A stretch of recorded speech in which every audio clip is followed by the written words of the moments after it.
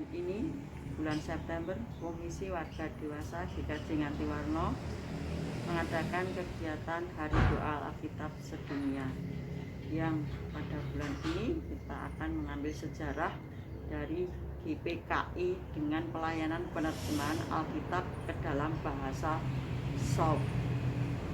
Sebelum Injil diberitakan di daerah pedalaman pegunungan Arfak, daerah ini sangat tertutup terhadap Injil dan perkembangan. Zaman itu daerah pedalaman pegunungan Arfak masih dikuasai dan dipengaruhi oleh penghulu-penghulu dunia dalam berbagai kejahatan yang silih berganti. Walaupun pendaratan Injil di Pulau Mansinam, Manokwari, yang tidak terlalu jauh dari pegunungan Arfak, pada tanggal 5 Februari 1855 yang telah berjalan 100 tahun lebih di pesisir pantai, tetapi orang-orang pedalaman Arfak masih hidup dalam kegelapan. Kurang lebih 70 tahun yang lalu juga Klasis GKI mengutus guru-guru Injil ke beberapa daerah pedalaman pegunungan Arfak untuk memberitakan Injil Kristus kepada orang Arfak yang masih hidup dalam kegelapan. Namun, kurang adanya kesadaran dan kesatuan antara masyarakat Arfak karena masalah komunikasi, di mana para guru Injil memberitakan Injil dengan menggunakan bahasa Indonesia. Sedangkan masyarakat Arfak, lebih khusus suku Sauk, belum bisa memahami apa yang disampaikan karena belum bisa berbahasa Indonesia. Sehingga para guru Injil tidak berhasil membawa satu jiwa pun kepada Tuhan. Akhirnya orang Arfak ditinggalkan oleh guru-guru Injil. Pada tahun 1949, Badan Pengurus Tim di Chicago, Illinois, Amerika Serikat, yang didirikan pada tahun 1890, memutuskan untuk membuka pelayanan baru di Indonesia.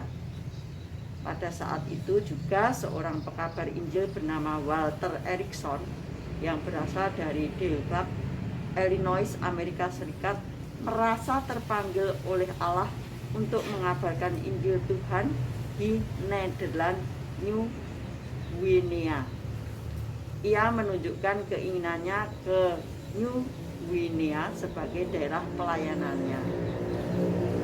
Namun misi tim tidak setuju karena tim tidak mempunyai rencana untuk memasuki New Guinea atau Papua sebagai daerah pelayanannya. Agustus tahun 1950, ia berangkat meninggalkan Amerika Serikat dan menuju Indonesia. Setelah tiba di Indonesia, Walter Erikson pergi ke Bandung dan tinggal di sana. Nah, disinilah Walter Erikson belajar bahasa Melayu dan memiliki kesempatan untuk melayani Tuhan. Pada akhir tahun 1950, terjadilah ketegangan yang makin besar antara orang Indonesia dan Belanda. Rakyat Indonesia mengusir pengusaha asing, khususnya pengusaha Belanda. Beberapa orang Amerika mengalami kesulitan karena diduga sebagai orang Belanda, sehingga mereka tidak merasa aman untuk tinggal di Indonesia, termasuk pendeta Walter Erikson. Pada tanggal 10 September 1952, Walter Erikson dan Edward Reed meninggalkan Manokwari menuju pedalaman Kepala Burung Papua untuk survei tempat untuk melakukan pelayanan. Namun, iblis menghambat pekerjaan tahun ini. Sekitar jam 4 subuh, tanggal 28 September 1952, Walter Erikson dan Edward Reed dibunuh oleh pembawa barang di pinggir sungai Ainim, tempat mereka istirahat dan menginap. Daerah mereka mengalir membasahi tanah Papua. Kematian Erikson dan Reed membuka pintu bagi berita Injil Yesus Kristus di New Guinea. banyak misioner telah mengambil keputusan untuk masuk ke dalam ladang misi diutus di tanah New Guinea atau Papua.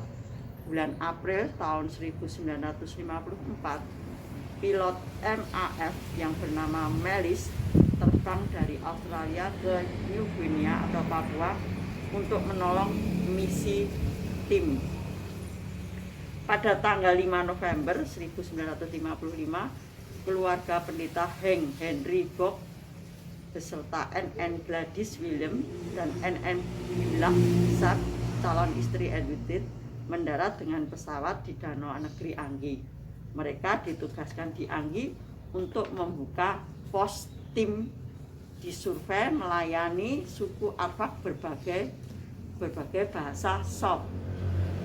Para misionaris tim ini berdoa sambil belajar bahasa Sop dan melakukan pelayanan, yaitu melakukan pelayanan dengan menggunakan bahasa Sop, menginjili dari rumah ke rumah, menginjili dari kampung ke kampung sekeliling Danau Anggi setiap hari Sabtu.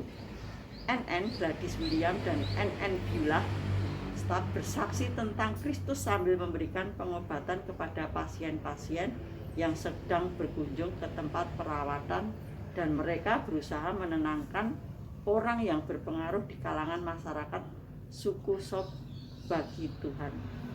Suatu hari pada tahun 1959, pendeta Henry Bok melakukan pelayanan dan mengajak wakil wali kampung Yonatan Ahoren untuk berdoa mengikuti kata-kata isi doa. Tuhan Yesus dan Roh Kudus, saya membuka pintu hati saya. Saya mengundang Engkau masuk dalam hati saya sebagai Tuhan dan Juru Selamat saya. Dan Engkau memimpin hidup saya sesuai kehendak-Mu.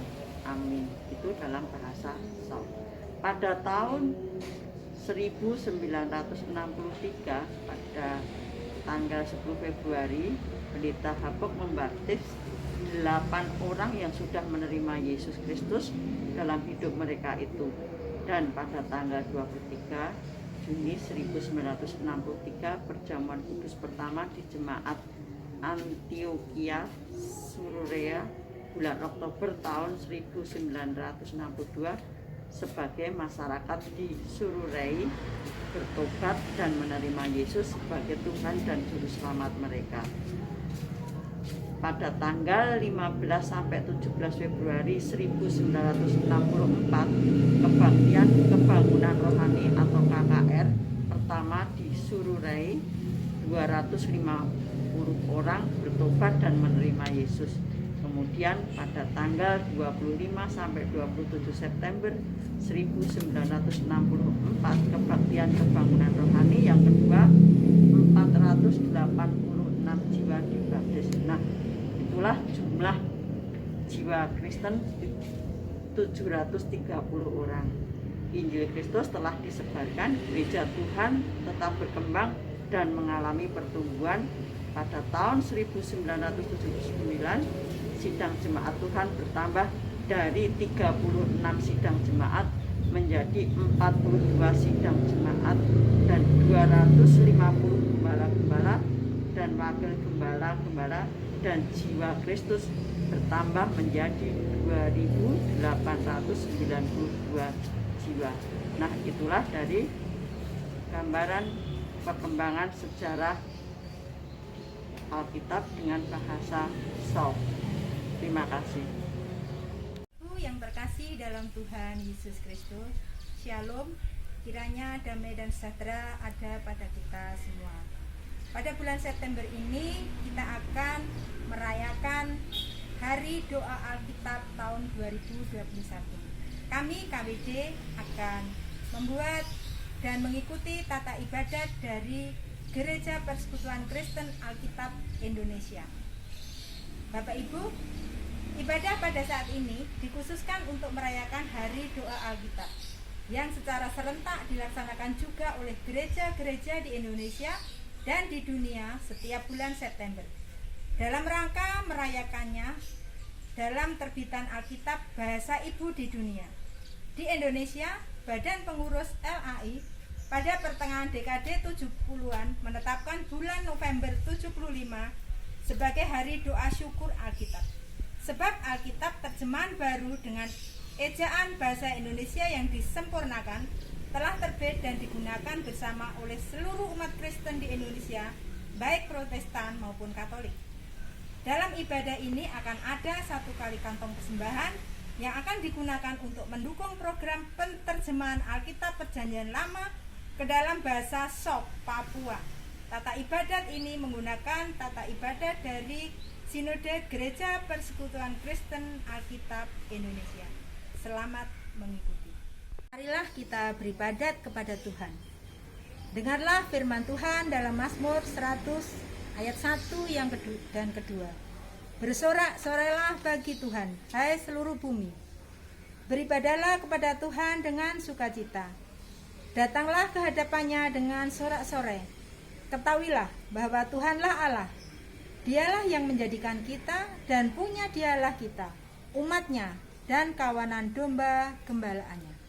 Ibu, kita bersaat teduh terambil dari Mazmur 84 ayat 11. Sebab lebih baik 1 hari di pelataranmu daripada 1000 hari di tempat lain. Lebih baik berdiri di ambang pintu rumah Allahku daripada diam di kemah-kemah orang fisik. Marilah kita bersaat teduh untuk mempersiapkan tubuh, jiwa, dan roh kita untuk beribadah kepada Tuhan. Kita nyanyikan Kemenangan Iman 265 dengan judul Kasihnya Tuhan Allah.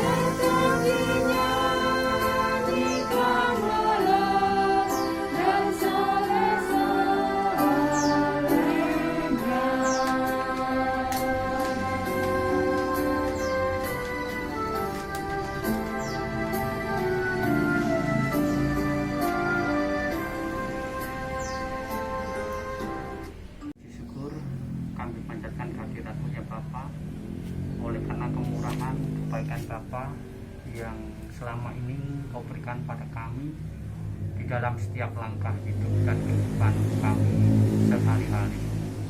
Terima kasih Bapa, oleh karena penyertaan Bapa dan kesehatan yang Kau berikan pada kami, sehingga pada saat ini, di hari yang indah ini, kami Komisi Warga Dewasa GKJ Gantiwarna boleh berkumpul, bersekutu untuk mengadakan kegiatan hari doa Alkitab.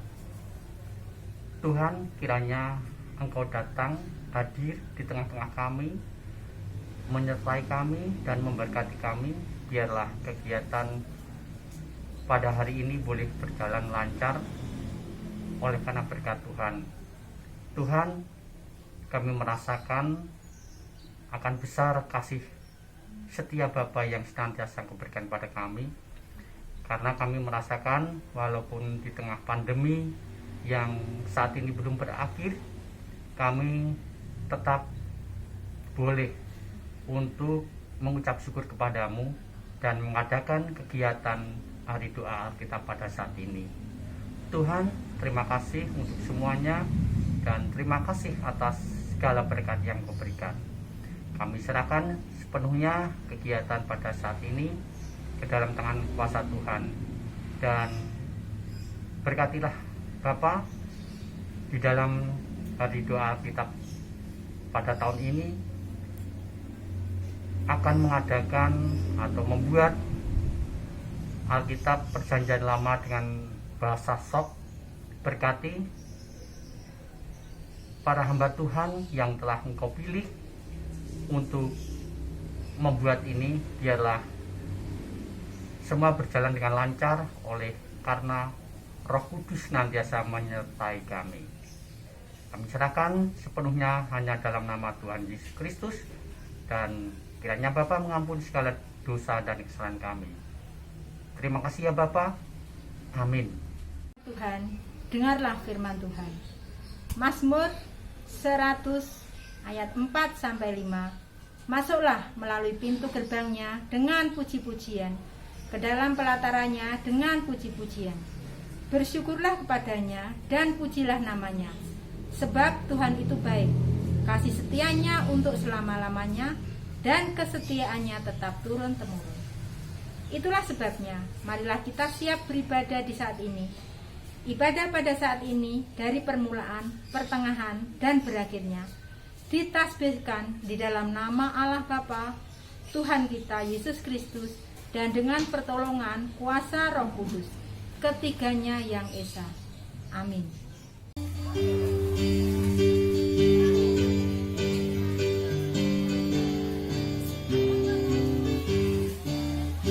Berkumandang suara dari Semarang, iringan jayamu.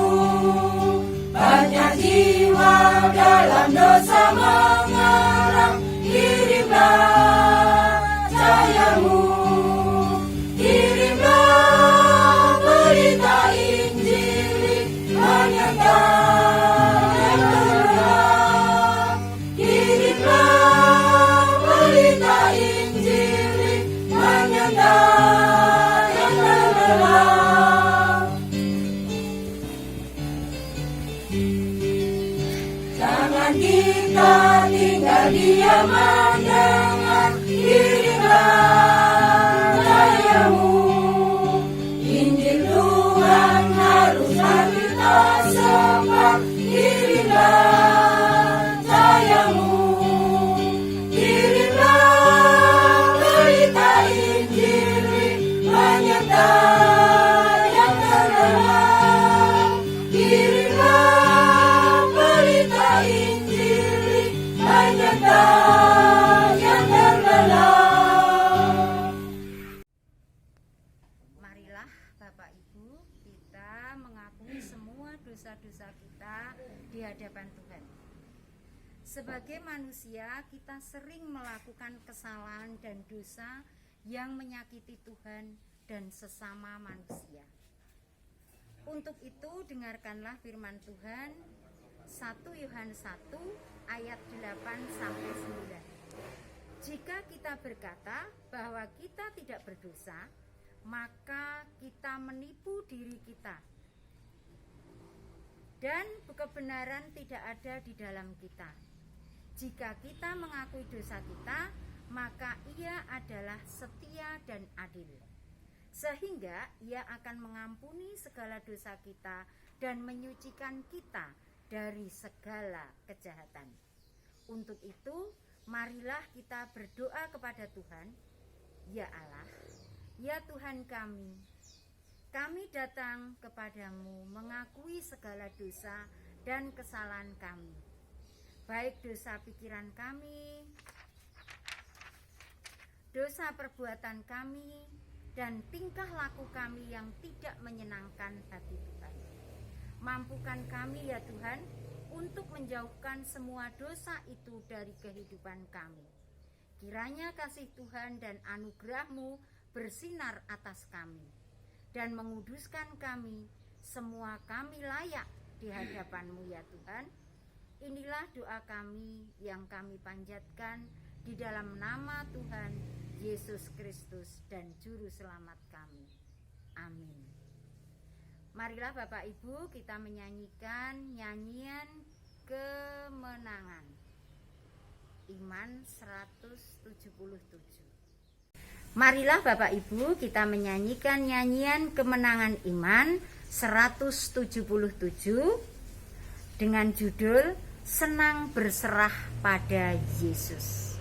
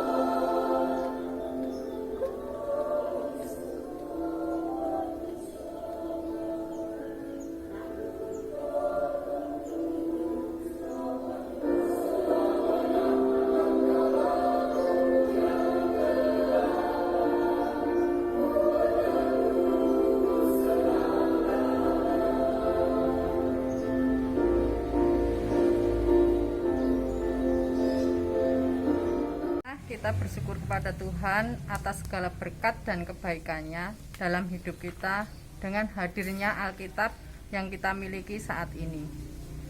Melalui Lembaga Alkitab di Indonesia dan Lembaga Alkitab di dunia, kita dapat membaca dan menghayati firman Tuhan dengan bahasa yang kita dapat mengerti. Marilah kita memuji dan menyembah Dia yang layak menerima segala syukur dan penyembahan kita. Marilah Bapak Ibu kita menyanyikan nyanyian kemenangan iman 214, Kami Dengar Berkat Turun.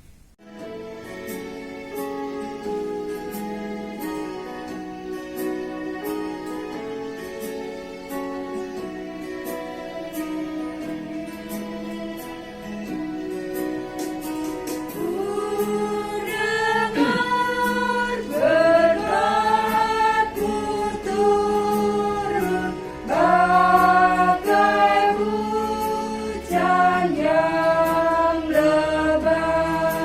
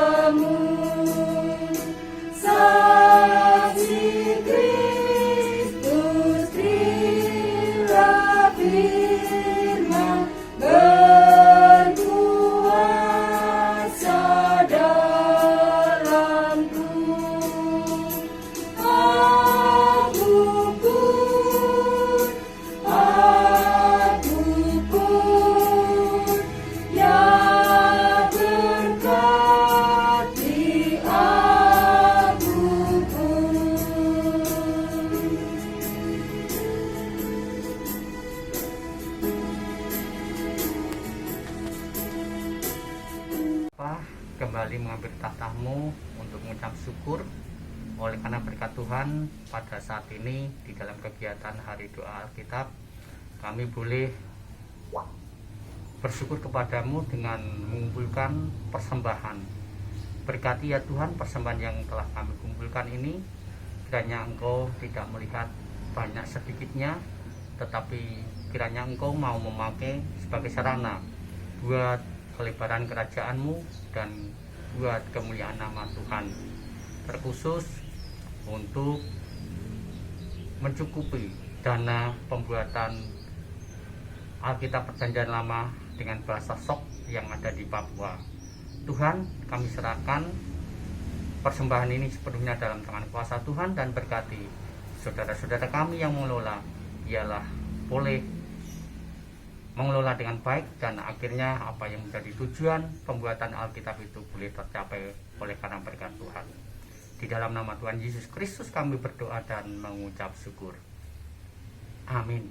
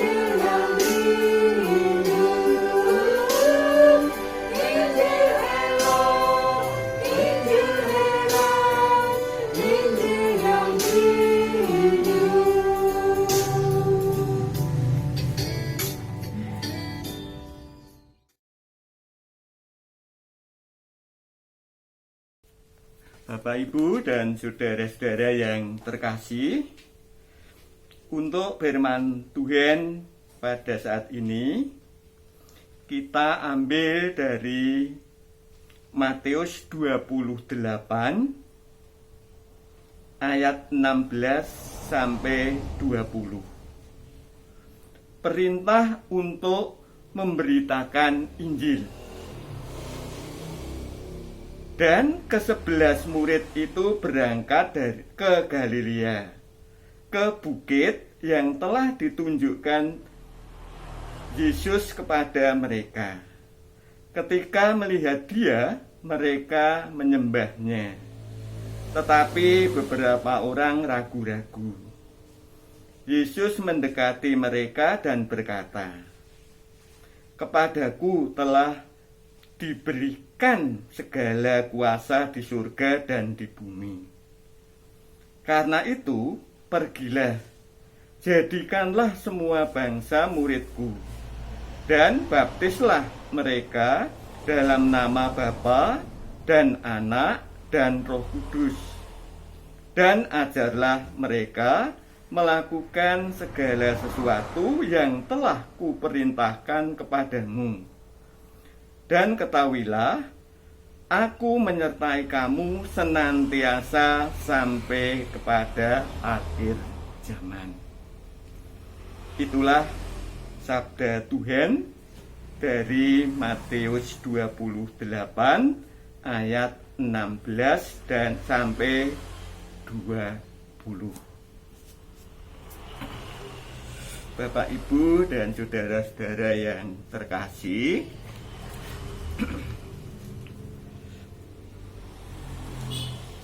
untuk saat ini kita akan memahami atau mengambil intinya, yaitu pada ayat yang ke-20 yang kita ambil pada bagian B. Aku menyertai kamu sampai akhir zaman. Bapak, Ibu, dan saudara-saudara yang terkasih, bagian penutup Injil Matius amat dikenal sebagai amanat terakhir Kristus kepada murid-murid untuk memuridkan segala bangsa. Lah, amanat ini disampaikan dengan menegaskan bahwa segala kuasa di surga dan di bumi telah diserahkan kepadanya, yaitu kepada Yesus. Untuk melaksanakan tugas itu, Kristus yang bangkit menjanjikan pernyataannya sampai akhir zaman. Para pembaca yang jeli akan mendengarkan penegasan yang senada pada awal Injil Matius ketika kehadiran Yesus dilihat sebagai penggenapan nubuat tentang Immanuel, yang berarti Allah menyertai kita atau Allah beserta kita. Juga tertulis pada Yesaya 7 ayat yang ke-14. Immanuel yang hadir dalam sejarah adalah Dia yang menyertai umatnya dalam misi sampai akhir zaman. Injil Matius menggambarkan akhir itu sebagai zaman yang ditandai berbagai keguncangan kosmik dan politik, penuh pergulakan dan penderitaan. Ketika Injil Matius ditulis, bait suci sudah tinggal puing-puing. Yerusalem yang dikepung tentara Romawi di bawah komando Jenderal Titus sudah membumi hanguskan. Fenomena gempa bumi, kelaparan, pertumpahan darah, tergerusnya kasih di antara manusia, termasuk juga munculnya para Mesias pemberi harapan palsu yang tersurat pada Matius 24. Mengusung pesan apokaliptik. Dunia yang sedang kacau ini akan berakhir. Saatnya untuk berjaga-jaga, mencermati tanda-tanda zaman. Mengapa? Dalam kondisi yang genting itu, Yesus menegaskan yang bertahan sampai akhir akan selamat. Namun, sebelum akhir itu tiba, Injil Kerajaan Allah akan tetap diwartakan. Matius 24 ayat 13-14. Inilah salah satu pesan terpenting karena para pembaca Alkitab kini mencermati tanda-tanda akhir zaman. Mari kita cermati peristiwa ini. Sejak awal tahun 2020, pandemi COVID-19 mencengkeram kehidupan umat manusia. tanpa kenal perbedaan bangsa, status, dan bahkan keyakinan. Bayang-bayang akhir apokaliptik terendus dalam persebaran virus yang menelan jutaan korban dan mengguncang seluruh sendi kehidupan berbangsa dan bermasyarakat di planet bumi ini. Kabar buruk yang kerap dibumbui hoak beredar tak habis-habisnya dan menjadi momok yang menghantui masa kini dan masa depan. Lah, apa dampaknya? Dampaknya tidak hanya terisolasinya pada dunia medis saja, tetapi merebak ke seluruh sendi kehidupan, terutama ekonomi masyarakat. Dalam upaya bersama memutus rantai penyebaran COVID-19, berbagai kegiatan perekonomian sampai kegiatan religius terpaksa dijalankan dengan pembatasan yang ketat. Lembaga-lembaga Alkitab di seluruh dunia turut mengalami dampak pandemi dengan segala akibatnya. Tidak terkecuali Lembaga Alkitab Indonesia. LAI pun dituntut untuk merumuskan ulang strategi baru dalam mewujudkan misi di tengah kepungan pandemi COVID ini. Antara lain dengan memperkuat dan memperluas layanan firman hidup, itu dengan memanfaatkan fasilitas digital.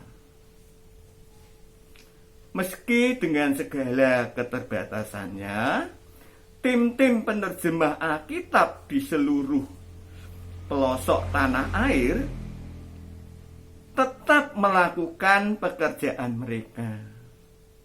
Syukurlah dengan ketersediaannya teknologi digital ini dimungkinkan untuk meneruskan pekerjaan yang mendasar itu secara daring, sambil terus berdoa agar solusi medis dapat ditemukan oleh tim-tim peneliti di seluruh dunia. Tanpa membiarkan semua terpasung oleh pandemi COVID-19, Lembaga Alkitab Indonesia bersama para mitranya turut berbagi kasih, menghadirkan firman Tuhan bersama dengan alat-alat pelindung diri. Seperti penulisan Alkitab di Papua dengan bahasa Sok. Penyebaran Alkitab dan bagian-bagiannya di pelosok-pelosok yang menanti kehadiran Sabda Pengharapan tetap dilakukan dalam koordinasi dengan gereja-gereja setempat. Nah, bagaimana itu bisa terjadi? Ya, dengan mengandalkan pertolongan Tuhan. Bersama-sama kita menghadirkan kabar baik itu untuk menyampaikan pesan kasih dan pengharapan di tengah-tengah kehidupan yang dikepung ancaman maut ini. Kristus yang bangkit itu menjanjikan penyertaannya agar Injil Kerajaan Allah tetap diwartakan kepada seluruh suku bangsa. Seperti yang tertulis pada Matius 24 ayat yang ke-14.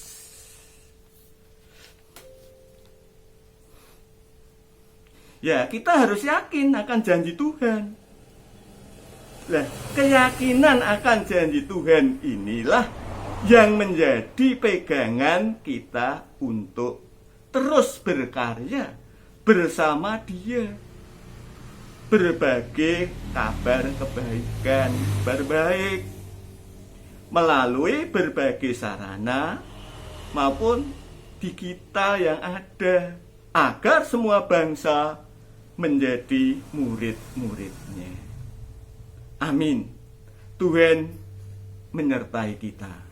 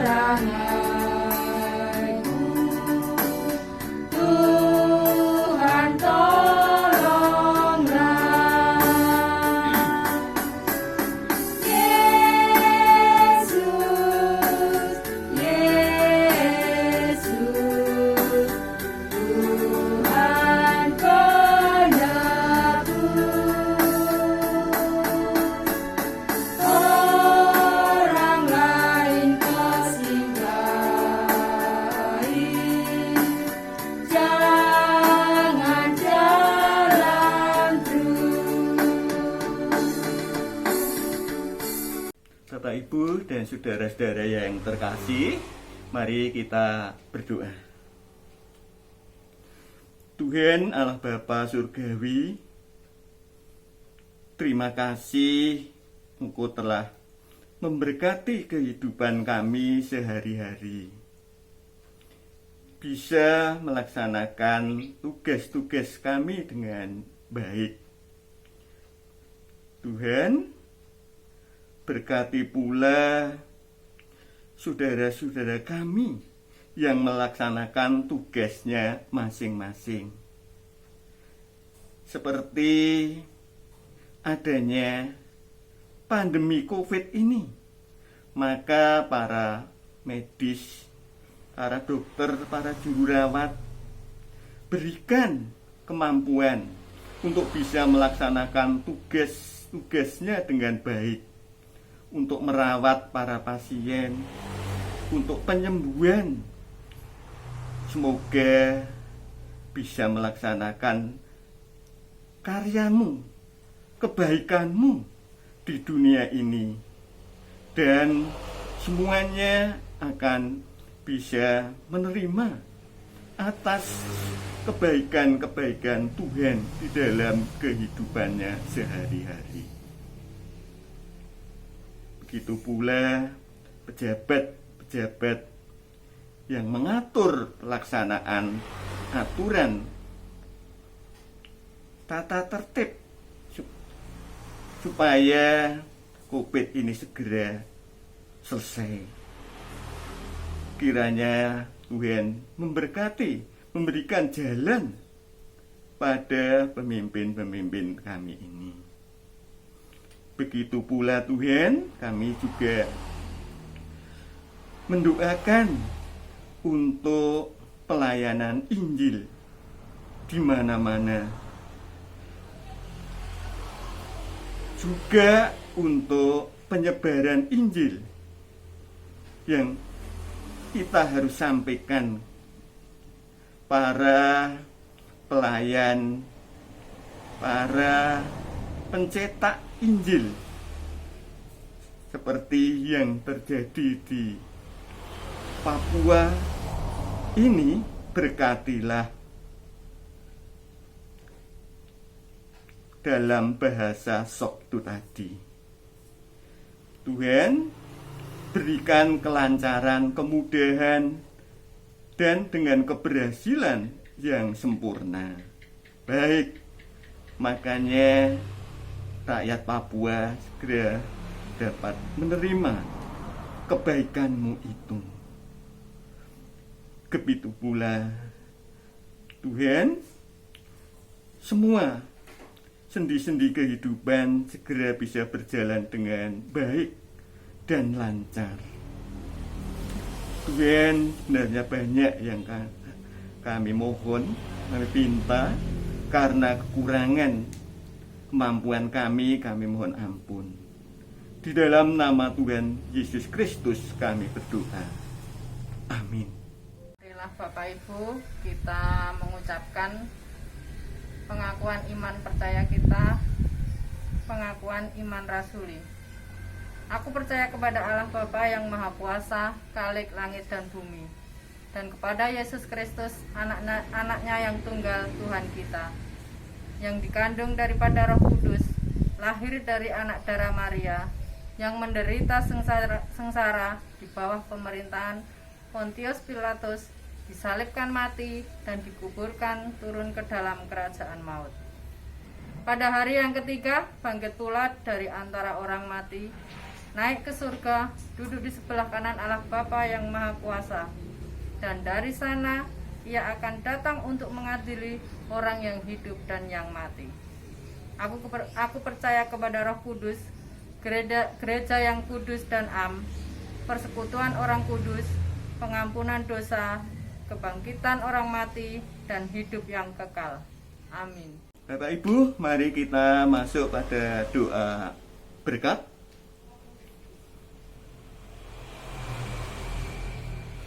Kasih karunia dan damai sejahtera dari Allah, Bapa, dan dalam persekutuan dengan Tuhan Yesus Kristus, serta pertolongan daripada kuat kuasa Roh Kudus akan memberkati kita, menyertai kita hari ini sampai pada hari Maranatha. Tuhan Yesus datang kembali menjemput setiap kita yang percaya kepadanya. Amin. Mari untuk penutupan ini kita menyanyikan pujian NKI 302, Iring Maha Tuhan Saja.